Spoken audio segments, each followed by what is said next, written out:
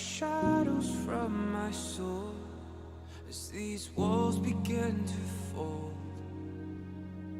Head lost in the silence, cold stars illuminate the secrets on your tongue and the poison in my lungs.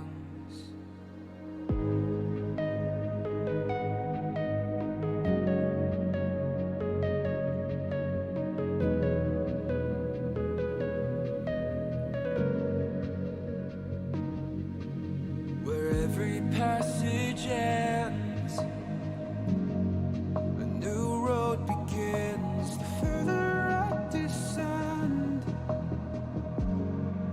your labyrinth.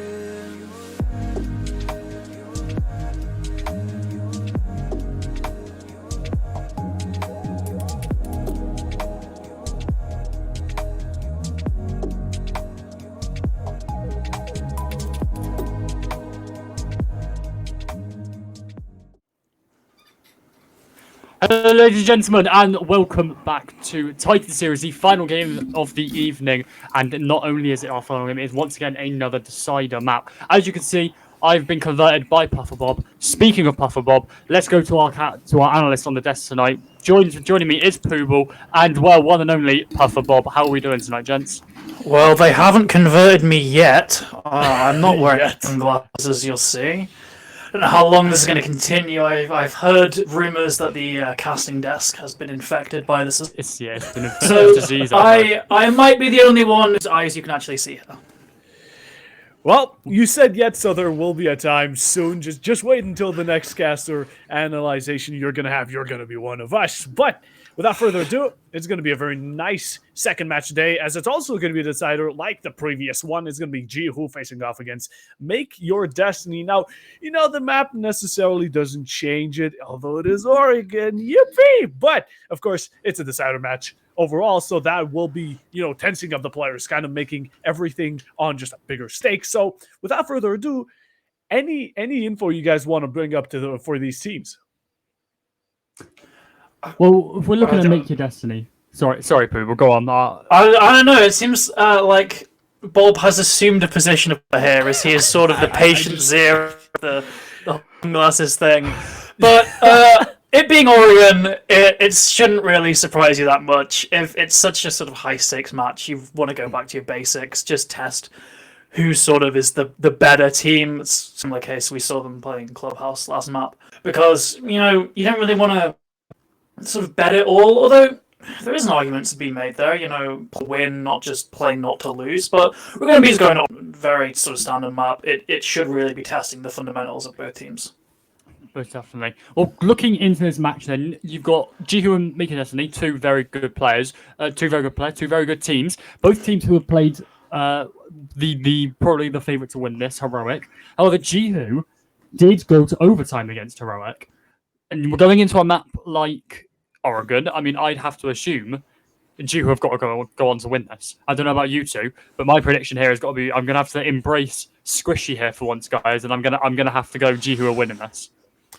Oh, yes, definitely. I feel, although it may seem like the odds are against it, I'm still going to be going for, right now, Make Your Destiny, because rooting for the underdogs, I love to do it. But also, may I mention, Jihu did beat Firefly in a 7-4. And of course, they have faced off in Titan Series Qualifier Season 4, and of course, Make Your Destiny actually managed to pull out with a 7-3 score against Jihu. So,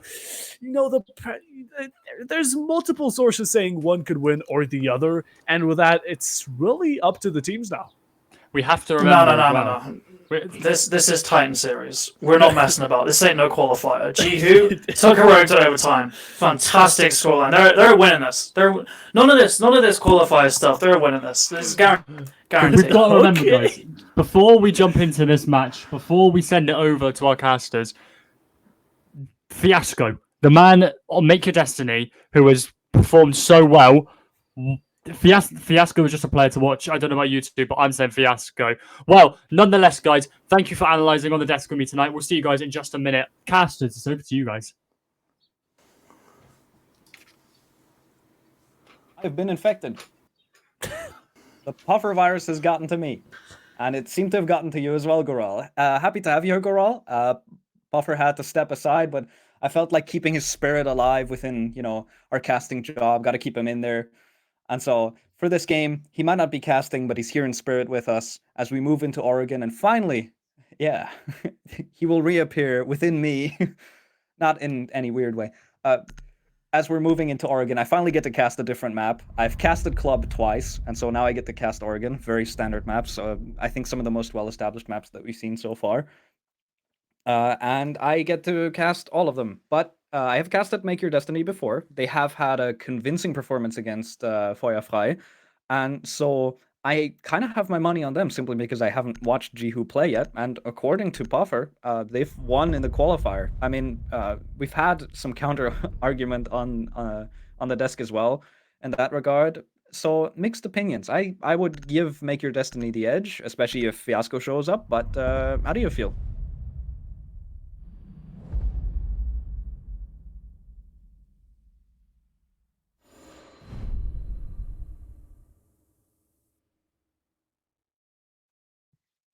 Yeah, I mean, my opinions are definitely fairly mixed. I'd say as well. Personally, I think I'd probably give the edge to Jihu just because, you have players like both Shed and MC who've been teammates for the better part of, I think, a year and a half, maybe 2 now, and having those sort of experienced players on the team can definitely be very crucial and very beneficial to a team like Jihu. Yeah, right. We kind of skipped over it for a bit, so let's get back to it now while we still have the chance. Looking at the bans, I mean, there's a reason we skipped over it. These are not really interesting. A Ying ban on Oregon is one of the most default things to expect, simply because she's so powerful for electrical drops, and it kind of forces you to play Warden every round. And Warden's still on the board, you can see it, 86, not 86, Jihu is bringing it. Leighton is the one on Warden. But not really seeing anything special in these bans. Mira, you see that on Oregon a lot. Again, effective on basement. Whatever is effective on basement seems to be banned out a lot on Oregon. Yeah, Solus as well, part of arguably an operator that's very much a part of the meta nowadays, and seeing her banned out isn't really uncommon to say. Also, one thing I want to point out is Jihu actually starting out on the defense. Statistically, this gives him the edge because so far in this tournament we've had the defense winning out most of the rounds. But again, these are 2 teams that are, I'd say, very much similar in terms of performance and skill level, at least in this tournament. So it could definitely go either way. But I think Jihu might have something up their sleeve. We'll see as we move through the round. Make Your Destiny slowly just approaching on toward the building, trying to get control up above. You can see Jihu, they're playing very reserved, just a bunker hold, playing downstairs, no big roam coming out. Yeah. Make Your Destiny, they're going to get all the space that they need. Jihu is just giving that up to them, and so everything that this round will come down to is potentially Jihu mid-round aggression, but I think for the most part they're aiming for an execute. So they're going to wait for Make Your Destiny to make a move, and then they're going to try and counter that. And you said Jihu, they might have something up their sleeve because this is serious times. Who will put that out on the on the desk as well? This is serious time. This is no longer qualifiers. This is no Make Your Destiny 7-2 affair. We're not just gonna lock this game out. They're both fighting to qualify, just like the previous game. We've had a very tight series up until this point. Last map on Clubhouse, both these teams had to play to avoid elimination to go through to playoffs, and same story repeats itself here again. So big weight, big pressure on both these teams.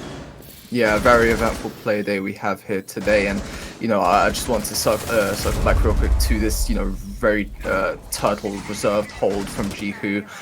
It's kind of a dangerous game they're playing, no matter the team. Oh, but there we go, the first frag comes in. Loki from the 3-point line takes out Shed.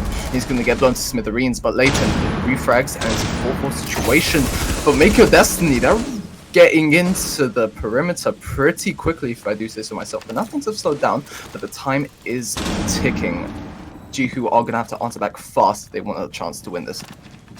Yeah, 35 seconds on the board, even man count. Leighton down on very low HP. He's gonna have to be careful with what what kind of fight he can engage in and what he might have to avoid. Last smoke canister comes out from Venoms, and now Leighton, he's actually able to find another despite being so low on HP. That's mana advantage back over to Jihu. This is going to be big for the execute now. It's 15 seconds on the board. Leighton is still aggressing further. Fiasco in the meantime trying to go for a backstab on Freezer, as MCs is going to be able to get a kill. Leighton's on for a triple as well. He finally gets taken down by Lasmo, but now it's a 1v3 for Lasmo, as he's going to get cut down inside of Long Haul. That's the first round in favor of Jihu.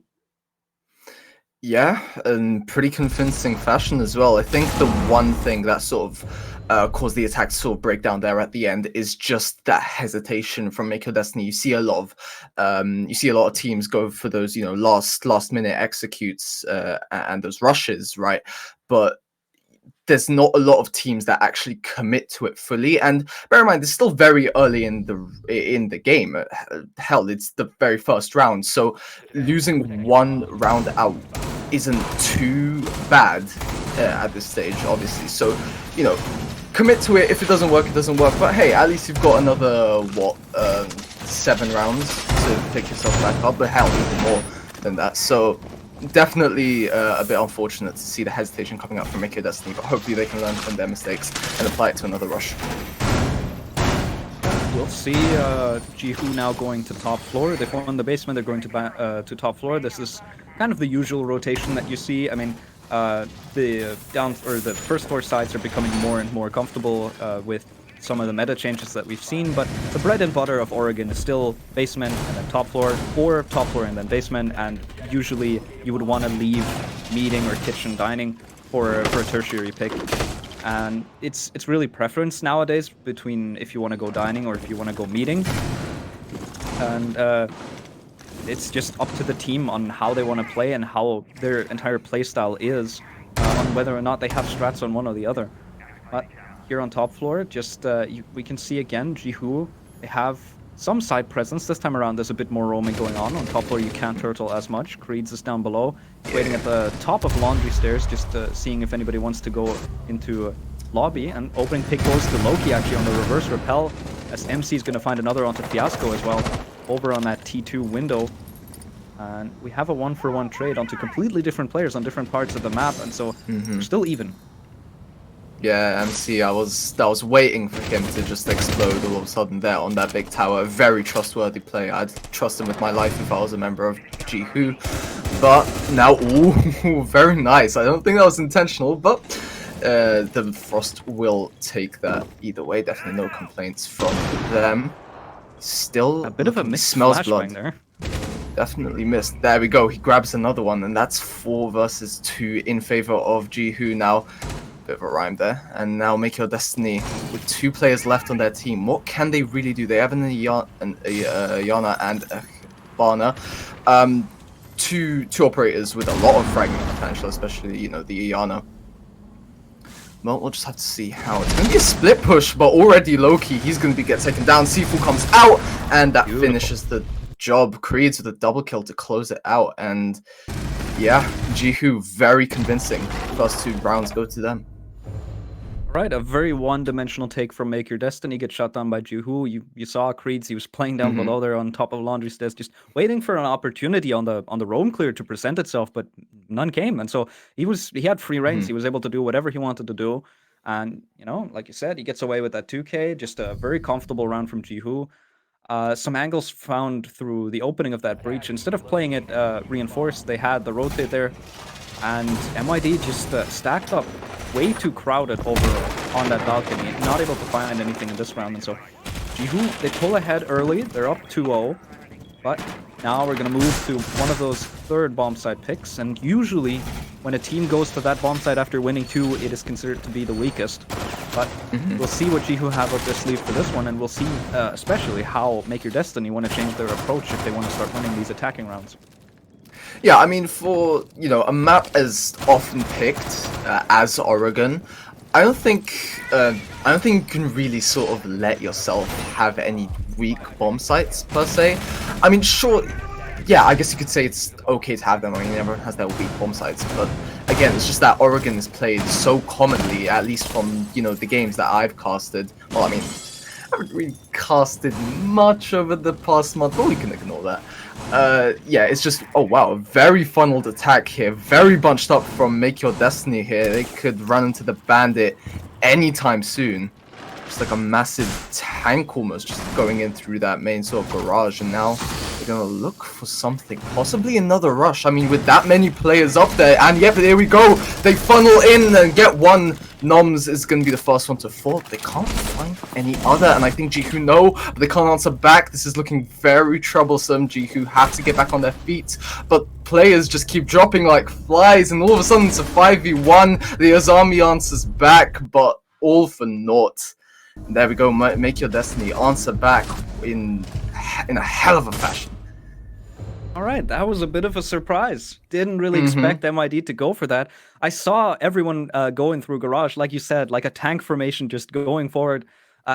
Everyone in the same spot. I was worried the same thing as the previous round was going to happen. They were all going to stack up. They were just going to be crowded. They were going to sit around, not really sure what to do. And with the Hibana on the board, I thought they were going to try and open that wall. But instead, they just open the barricade. They rush in and they catch Bandit with one of his wires in hand. And so they're able to explode onto the side, they're able to find that opening pick, they take all the control that they need, and now they just have to wait for Jihu to panic. And that's exactly what Jihu did. They couldn't really control that retake because it happened really quickly, it caught them completely off guard, and so Make Your Destiny able to break that cycle. They're able to find that third bomb site, but Jihu, for them, the basement is back open, and they're immediately choosing to go back to it. They've won it once, they want to win it again, they want to close it out one more time. Get ahead early here.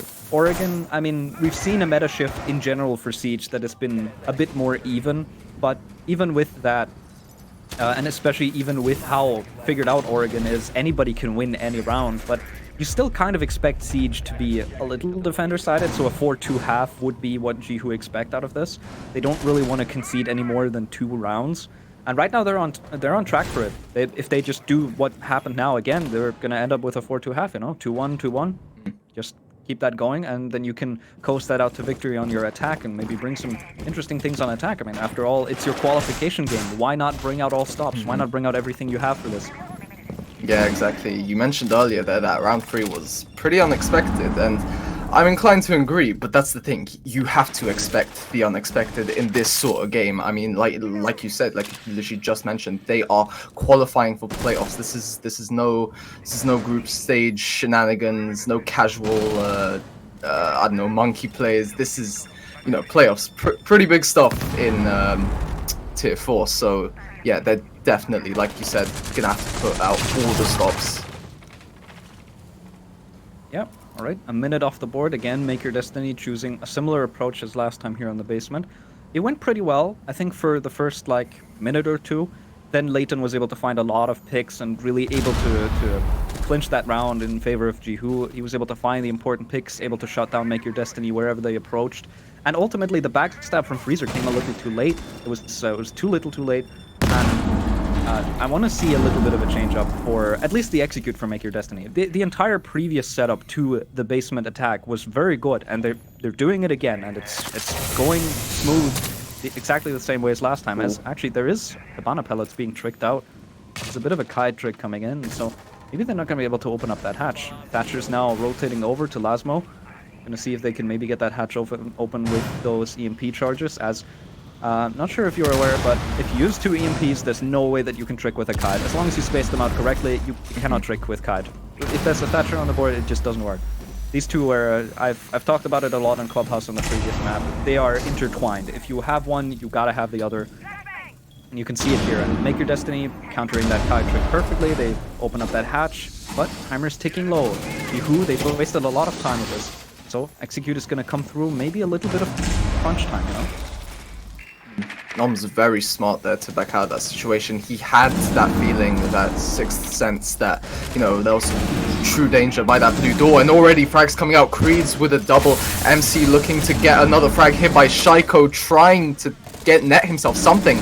Gets himself an unsuspecting Ash hit passing by him, but 4 versus 1, and already Make Your Destiny's chances have gone from about 80% to a solid 10%. I mean, Loki has to come up big if he really wants to do something, but all G2 really have to do is just hold out, and yeah, there we go.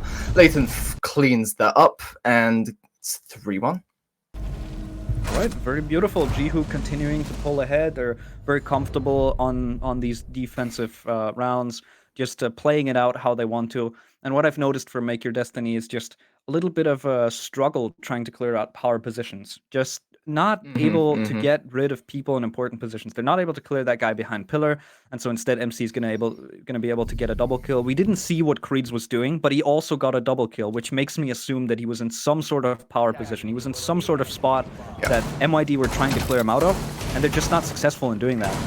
So that's the big problem that I see. Make Your Destiny, they've had a good rush round, and that was perfectly executed. They did that perfectly. They read into how Jihu defend for that one round. But that's one round. You kind of want to win more if you will go out of this. If you want to go out of this round or out of this half with your head held high, and so at least the second round would be nice. And why not get that right now? Yeah, I mean, it definitely kind of felt like that Make Your Destiny actually kind of had to win that round because, you know, until round 4, all of their attacks have been very funneled, very aggressive and very rush heavy, but then all of a sudden, you know, it's very much more of a split push. So technically on paper, that should kind of catch Jihu out, but somehow it didn't, and I feel like that's just the fault of the execute from Make Your Destiny again, just unable to flush Jihu out of their power positions, and well, they're called power positions for a reason, and well, Jihu, as you of course saw, win round 4. Heading into round 5 though, let's get back on topic. Creed's here down in the laundry storage, looking to cause some chaos, but doesn't seem like any members of Make Your Destiny are gonna head his way. There's silence in the meantime, right now. also, Shed under a lot of pressure. C4 comes out early from Creeds, not able to connect onto anything. Fiasco was quite close to that. If it would have been thrown in Garage, he definitely would have died. Venom's able to get the opening pick on the Shark. And yet again, he's playing from the same position. He did this the last time we were on top floor, and he was able to find a headshot onto a player there as well. Shed under a lot of pressure, but he's able to take down Fiasco as well. And Fiasco goes down in the same spot as last time on this top floor as well. Just MYD not changing up their approach, and Jihu saying, if it ain't broke, don't fix it. We're gonna do the same thing if they're gonna do the same thing.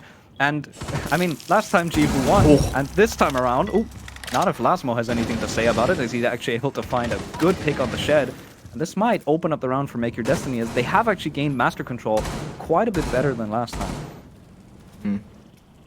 Yeah, definitely. Just, you know, Make Your Destiny sticking together. But Leighton here, he could go on a very ambitious flank, but he has to be wary. The C4 goes out, and that's gonna land the bullseye straight on onto the lap of Leighton.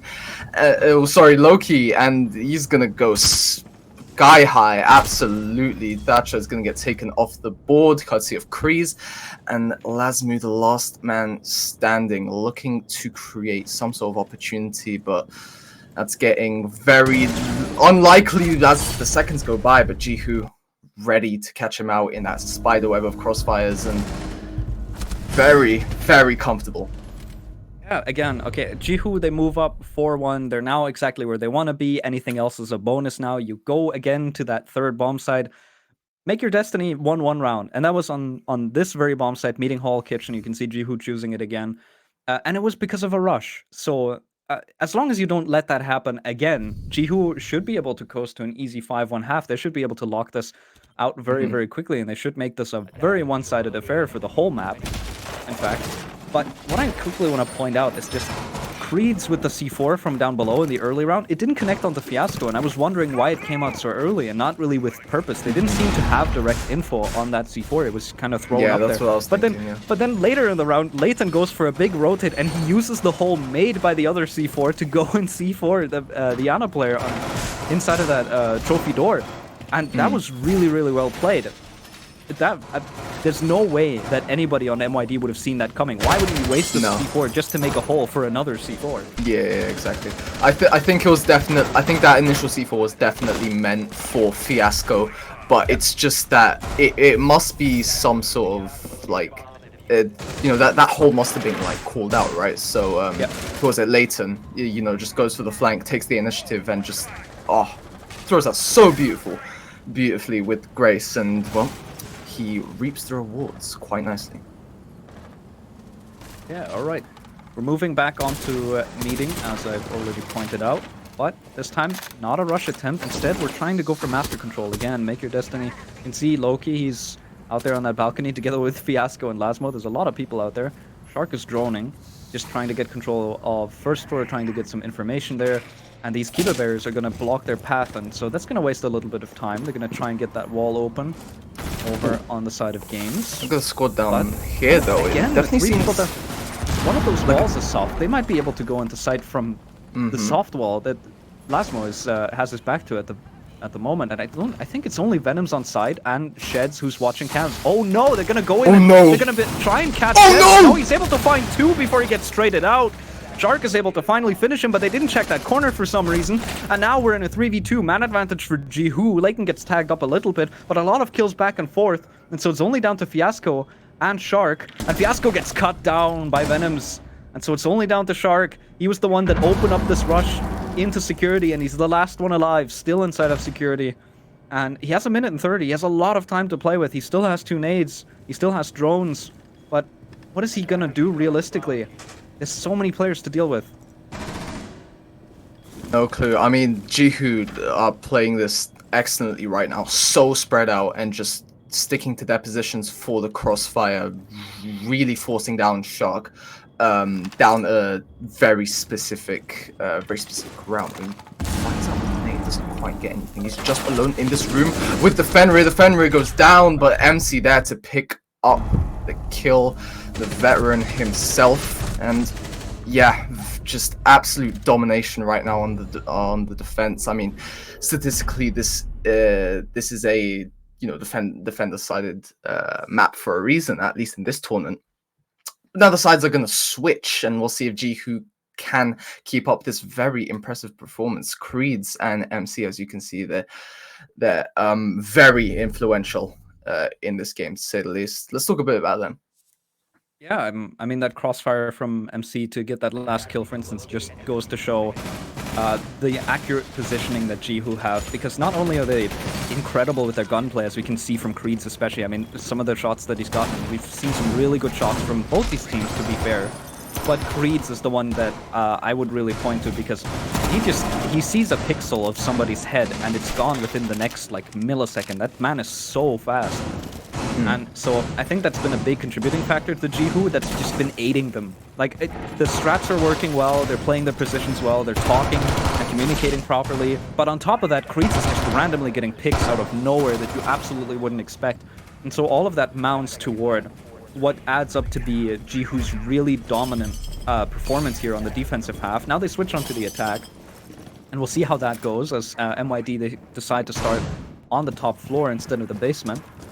And MC, no, I've said him and Creeds, they're both very influential. And MC, he's on that lurk position. He's playing a Nook, he's going inside of small tower. He's gonna try and see if he can get anyone caught off guard. Yeah, it's kind of funny how you call Nook a lurker when usually that role is associated with defending operators, but you know, just due to her gadget and just how sneaky she really can be sometimes, I think a lurker is the perfect way to describe her role on the attack. I'm pretty sure there's someone behind MC there for support, so it's good that he has that. But definitely taking their time right now, Jihu. As to where the rest of that team is, though, I'm not entirely sure, but MYD nevertheless very much turtled up in the site, so they're definitely playing Jihu's game right now. And Jihu, let's see if they anticipate this. One person by the big tower, I'm pretty sure. And Layton here on the rappel, he almost catches a couple of bullets in the face, but manages to get out of there in time. So what would their plan of action be here right now, ideally?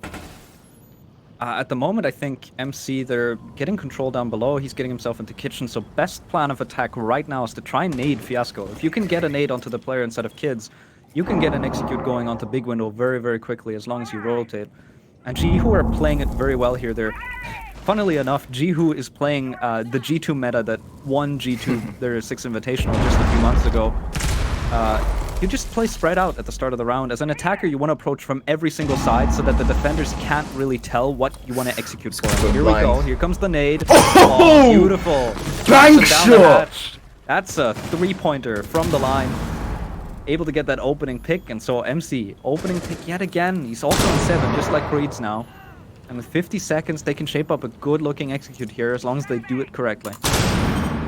Beautiful flashbang there from Venoms, and he's gonna double down on that kill. Buries Daddy Shark 6 feet under, leaving the rest of MYD to their own instruments to try and do something. Here we go. Finally, the instrument sounds. The instrument is the C4, and it takes out Latent, making him join a space program temporarily with how far he sent him with that explosion. But now it's quieting down, but that clock is ticking louder and louder as the seconds get shorter and shorter. MC gets one. He has to execute. He's going in with a pistol. YOLO's it. 2v1. MID faring pretty well. All they have to do is defend, but they can't. Too compromising of a position there for the Valkyrie, and Kreese just capitalizes. And man, 6-1. MID on the brink of being just absolutely just booted out of the tournament right now. Really have to just pick up something. Have to be motivated by something. I'm surprised they're not calling a timeout here, because this is a dire situation. There's no more second chances. Yeah, the pressure is on. You're down 1-6. You've now got to survive 5 defensive rounds. I mean, sure, Jihu also put down 5 defensive rounds, but they slipped up in round 3, not in round 1 of their defense. Yeah. And so the pressure is on for MID. They're about to get eliminated, and Jihu, they're just gonna throw everything at the wall now and see what sticks. All they need is 1. It doesn't matter if they let 1 or 2 slip by now, as long as they don't give MID that mental comeback, as long as they still mess with them, as long as they keep the pressure up and keep these rounds close. You can still lose 1 or 2. That doesn't really matter. So the pressure's off Jihu. They're comfortable. They're feeling it. I think you set up Creeds and MC for that round because you talked how good they were, and then they were the last 2 alive, and MC got that triple kill, also that nade. Very beautiful. I also want to point out, well, I'm definitely thinking we're gonna hear about that a lot on the desk, but that previous round just now, the utility usage from both teams was so good. The flashbangs, the nades, the C4, it was all on point. And every single fight was engaged using utility. And that's very important, because you have a limited amount of utility, and everything was used properly in that round. That was incredible. Yeah, that was an excellent textbook 101 on how to use utility in Siege. Because, yeah, I'm pretty sure, like, what, a quarter, maybe a half of those kills were like around utility, which is, yeah, definitely impressive to think about. But yeah, match point, as you mentioned earlier. Jihu here just I'm pretty sure there's 3 over by that south side. As to where the rest of them are, I'm not quite sure. Last move here, just waiting. He's not getting droned yet. There's a drone up above him inside of Attic, but there's no way that's gonna spot him out, and so he's just playing inside of green, just next to that little staircase leading onto stage, and you can see Creed's moving toward him, and there we go. Lasmo was able to win out that fight. Just about. He loses a lot of HP, but he's able to win that. And the lurk works out for him, as Fiasco is actually also inside of meeting. We can see him behind the sandbags. He's just hiding, waiting for an opportunity to present itself. And the Monty's inside of Kitchen moves in, and it's just able to find the hip fire. MC getting close and personal, and just able to finish off what was already done in terms of damage to Jaeger. Yeah, I was gonna say, very ballsy of MC to go off on that Monty alone, but hey, he showed me right now that he can handle just find up Fiasco hidden behind the sandbags. The perfect setup, the foreshadowing by Yuri appearance, and yeah, that's gonna be the payoff to Chekhov's gun right there. Shed moving, trying to find something, MC to continue on his Monty rampage. But that's going to be Shed's kill instead of his 3v3. Still very much even, unlike the scoreboard overall. And MID definitely going to be playing down by that turtle position, and they have every right to do so. Most of the team are there. The time is very much on their side right now, and they just have to wait for Jihu to come to them, not the opposite. What I want to see right now is Lasmo getting on cams instead of watching the Valkyrie. You have 2 dead people. They can be watching all of these cams. We saw it briefly. There's so many Valk cams, and there's a bulletproof as well. They have a lot of information in and around the site. And so MID can certainly still win this, depending on how the execute comes through from Jihu, as MC's moving himself down pillar. Leighton coming down that back stairs as well. And you can he gets tagged a little bit. Loki's able to find Lathan. So now we're in a 2v3. Only one real gun up as MC still on that mountain trying to move. Oh in, no! And he gets knifed! He gets knifed from the kite inside of Iconic spot. And just like Iconic, he gets one, he gets the second. And they hold on. They hold on. They continue. Make your destiny. They pull out all the stops. And I see why they didn't need the timeout. They just talked about that without needing any. Yeah, that was some Invite 23 PTSD right there, if I've ever seen it. But yeah, very well played from Make Your Destiny. A good, just an overall good decision to just get back to site on time and just lock it down right then and then. Yeah, just very good overall. Yeah, the roam was cleared somewhat effectively, I would say, from Jihu. But at the same time, Make Your Destiny, they were in positions where they weren't expected, weren't drawn properly, and they were able to get a kill, were then boxed in and killed, and then, you know, they do the same process again. And with that, they wasted 2 minutes, gotten 2 kills, gotten themselves traded out, and everybody else just stays on the bomb site and waits for the execute to come down, and beautifully cutting down on that execute. So Make Your Destiny, they continue to hold on and they go back to top 4. They have already lost this. And so they still can't make any mistakes. Just because they won that round, it still means match point for Jihu. That's what I said. You know, as long as you keep it close, as long as you make them sweat inside of these rounds, Jihu doesn't really care if they win this one or the next one, as long as they win. Yeah, exactly. I mean, GQ are in the calmest position, you could say. In the driver's seat, certainly. Yeah, in the driver's seat. Couldn't have put it better myself. And, you know, hell, they could even, you know, be playing with a couple of strats right now that they might be heading with into the playoffs. But, you know, we've seen that happen before, and eventually, you know, if you play around too much, you lose your footing, and it could very well be that Make Your Destiny could sweep the rug from under them. But Jihu still very much a confident lead, a 4-round lead at that, and it's still 5v5 very early in the round. So we're not entirely sure how what the direction of this game will be, but I have a feeling that this will be decided soon. Some utility coming out, some recon work being made. I do want to point out that Shed is actually on the 0. We don't actually see him a lot here. I'd say he's fairly common in Oregon, but definitely not. I'd say even then he's, you know, not that much of a used operator. Yeah, in the meantime, we can see a lot of these Fenrir gadgets from the new operator, these FNAT mines that are coming through and just... I think at the moment, the way they're being used by Make Your Destiny isn't really highly effective at the moment. You know, we can see this impact trick going on and all that's happening, you know... That EMP isn't going to do much. Yeah, that EMP, it's going to deal with the mute jammer. I think the jammer is still there. And now finally the breach gets opened up as Shark is... No, it was taken out. Okay. Never mind. Ignore me. But well, they've run out of impacts, and so Breach gets opened anyway. But it did take a bit of time, and yet again, this is what won Make Your Destiny the previous round. This is what makes MYD win these rounds. Just playing the time correctly and then shutting down the execute. And no, there's some aggression coming up from Lasmo. Maybe a little bit misplaced as MC's ready for it. He catches him off guard. MC's just holding his position, and now a push comes into sight. Very quickly takes down the player that was playing next to that shelf. And now moves right back out. Creed's able to find another. Again, Creed's just with these mid-round kills that come out of nowhere. A nade comes in, doesn't do any damage to the Goyo. But this is going to be ridiculously difficult for MID, and Shed makes it even worse. It's a 1v5. Loki already calls the GG. He has no faith in his teammate. And he gets cut down by Creeds. It's a flawless round. And Lasmo's out of the game very quickly as Jihu are qualifying for the playoff spot.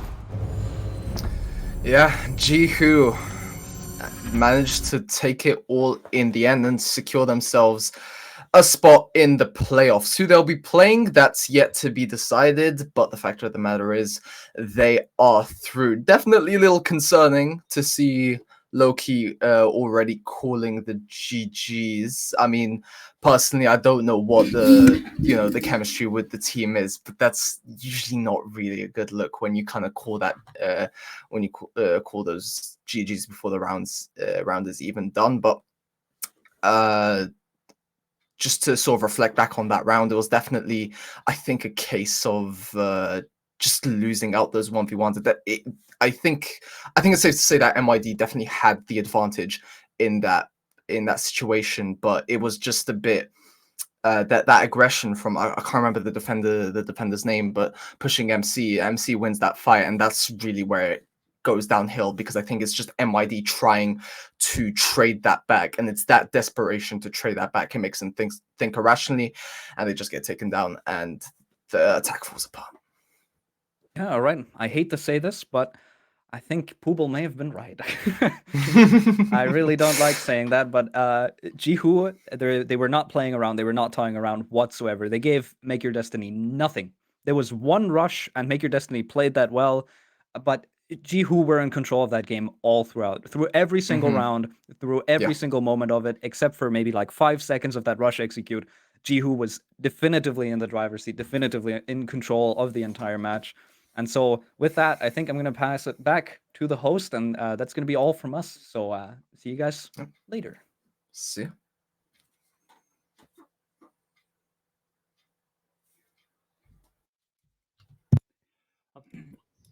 Apologies for that, I was muted. Well, thank you very much, Reprints and Guru, for that very amazing, very entertaining cast.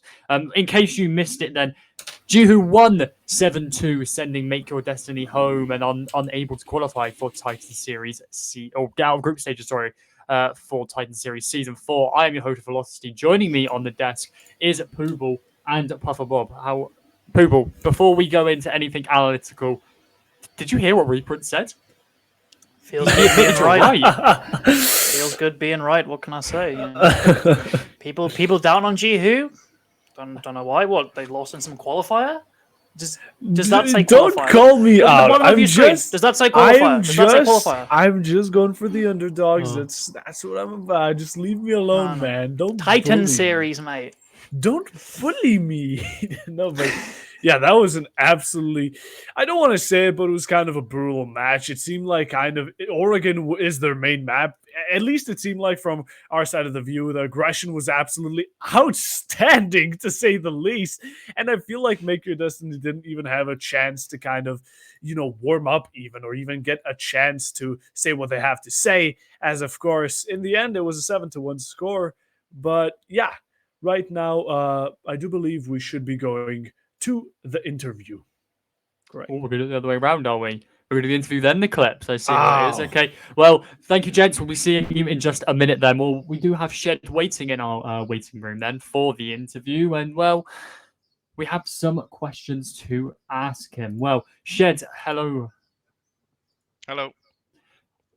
Well, first of all, GG, how are we feeling? You've qualified, you're into the playoffs. What are we feeling? I feel good. I don't know, kind of calm. As we finished that game and we were just like, oh, is that it? It was just over so quickly. Felt like. So it was a bit easy, maybe, is what I'm picking up on. A lot easier than we expected it to be. We lost to them in the qualifier. Admittedly, it was like after we'd played 5 straight games, we were a bit tired. But yeah, to be fair, they were playing with a sub, so they're not like at their full potential. So props to them for that. But yeah, it was a pretty quick game, I thought. Yeah, so obviously you mentioned they were playing with a sub. Well, I've got to ask, so Oregon, when you saw the map, what was the thought? What was the feeling that you're playing Oregon? It's quite a a default map. It is, as some casters say, especially myself, it is where giants go to die. So I mean, was there a little bit of nerves going into it, or nothing at all? Nah, not at all. Oregon's a good map for us. I think we did really good in the map ban phase to get into a map we were comfortable with. I'm just glad we got into Oregon. We ended up with side choice, so defense first as well. And Oregon really strong, especially for like building momentum. 5 on defense half. I mean, the game is kind of set at that point if they start to tilt a little bit. So we weren't worried at all really going in. We were very calm. That's good to hear. So I'm just gonna ask one question about the game, or a couple questions. Sorry. Round 3, when they all funneled through Garage. Oh yeah. What I've got to ask, what were you thinking? What were you thinking when you realised they were all funneling through Garage? Yeah, at that point we kind of realized, okay, they don't really have a plan for attack and meeting. They're just going to do this next round as well. Which is why we kind of brought the Fenrir in just to stop that. And what do you know, they did it again. They tried to rush CC. Like 3 of them were just in my face while I was on cams. But yeah, the first time round, we just weren't expecting that at all. But once they've done it once, you're ready for it, and it didn't work the second time for them. Yeah, that's fair enough. So then a couple of questions from our analysts, and I do have them up next to me. So, first question, I think this is from Puffer Bob. What's the behind the scenes like? What are the vibes like going into the game, after the game? What are the comms like? Just overall, what was the atmosphere like? We're always pretty hype. Like when we're playing officials, we try to hype each other up as well, keep the energy positive, all that stuff, saying nice shot, all those kinds of things. And then after the win, we were just like, oh, GG. That was honestly it. Like we weren't crazy hyped like we have been in the past. It was sort of just business as usual, you know, like very calm, doing our thing, one round at a time. We lost a round, yeah, whatever. We just played the next round, won it, and we got back on track, you know. Fair enough. Well, that is a very, very good. Well, then I have another question then from our analysts. So the aggression we saw from obviously you guys, was it part of the plan, or was it, you realized who you were playing? Did you did some prep work and you decided, all right, we need to play a bit more aggressively, or is it part of the everyday G who play style, or was it an adaptation going into this match? Bit of both. We are a team that kind of can't sit still sometimes, but we tried to play a bit more passive, especially in our basements, because we knew their executes were going to be a bit weaker, so we tried to just turtle up and almost kind of bait the room. But yeah, we did figure out that like twice in a row attacking kids, they were doing the same kind of master default take, and we just got aggressive on them because we've got the like Valcam info. You can play for C4s, things like that. Cool. Well, just two more questions from me then, Shed, before I can let you guys celebrate. So, what's the plan for the future outside of Talent League? That's again from our analysts. The 3 EU combines, playing those, do as best as we can. And then moving on, any further things like that, major qualifiers, just go as far as we can, really, keep developing, keep getting better. Well, I'll make sure to follow you guys on that. Well, so last question is, any thanks you want to give, any shout outs you want to give while you're here, any thank yous to anyone, whether that's people in the Twitch chat or just support staff or anything in general? Shout out to the team, playing great today. I'm really proud. It was very calm and composed from all of us. One of the best showings we've had in a while, from like an internal point of view. Shout out to Titan, the G2 support staff. He did a little bit of work with us before the game because unfortunately Rando, our usual coach, couldn't be here today. So he's come and filled at the very last minute. And yeah, that's everyone. Shout out to the team, I guess. Great Well, job. thank you very much, Shed. Go enjoy your win. Well played, and we'll see you in the playoffs. Cheers, thank you. Have a good evening. Yeah, you too. Well, shooting it back over to our analyst desk then, where our clips are ready, uploaded, and ready to watch and analyze. Pooble and Puffer Bob. Let's have a look at some of these clips then, shall we? Oh, yes, we most definitely should. I mean, to be honest, started off the start already since this match was short. It was round 3. I mean, the aggression returned. I mean, it was a quick push from Garage, as mentioned. A Beast Swarm, as commonly known right now as Make Your Choice right now, just decided, you know what? Garage is a small space. We'll make it through. They go through main, they go through Garage, and push meeting with full force, going to decide getting one after another. And it was actually quite brutal, to be honest, as how the other rounds went. It was absolutely off the board. I mean, they just went one after another, and they couldn't stop the hype train. And with that, I mean, they secured themselves the first round, but sadly, that wasn't there for the rest.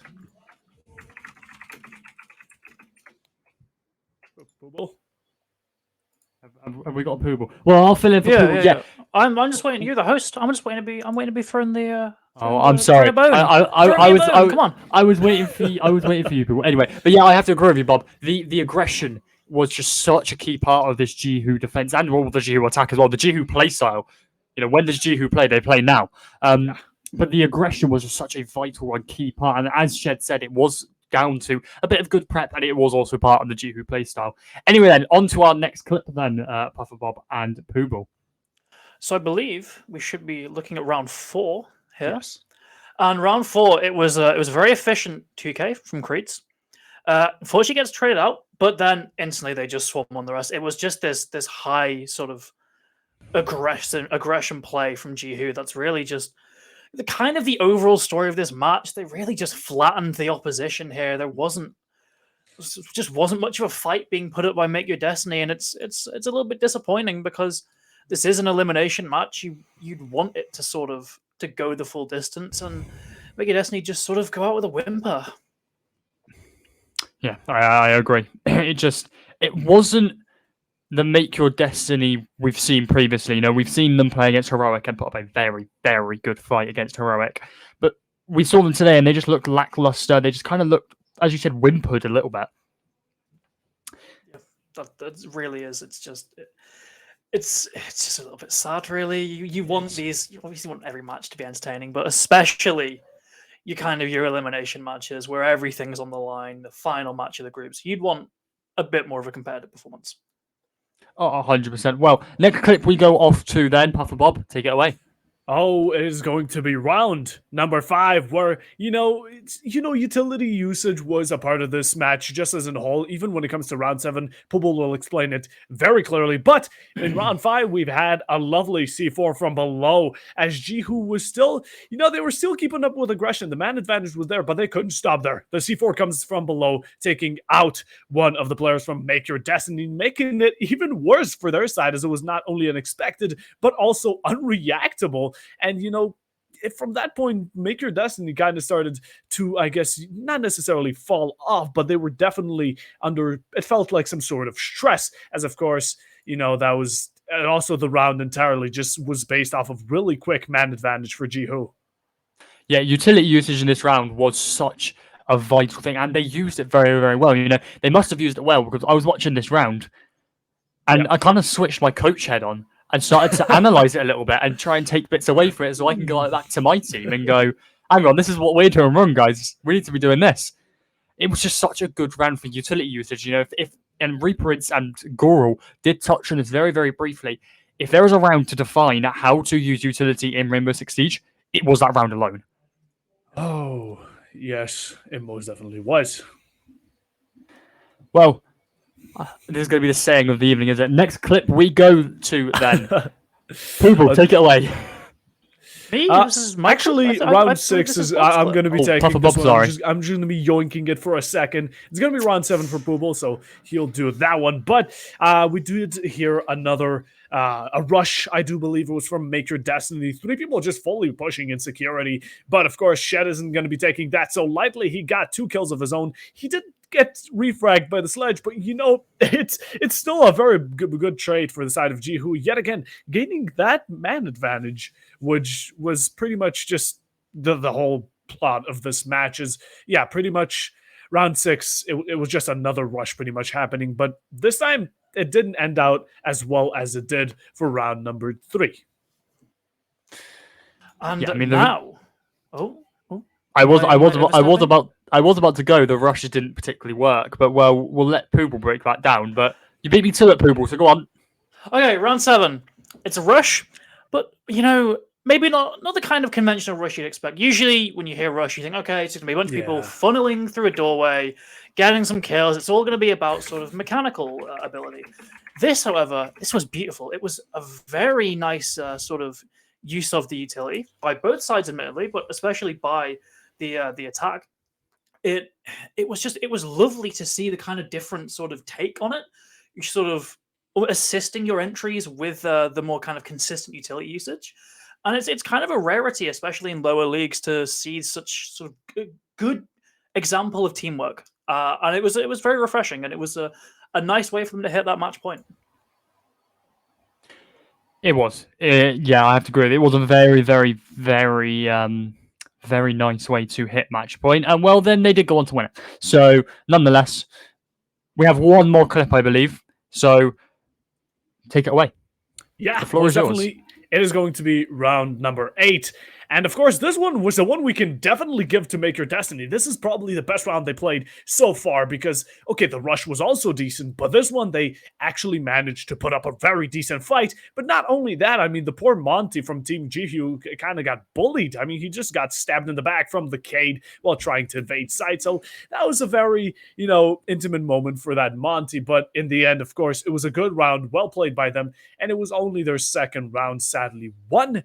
As, of course, it was too late. That response, that aggression that they returned back, the fire that they returned, was just way too late, as it was already a 6-2 score at that time.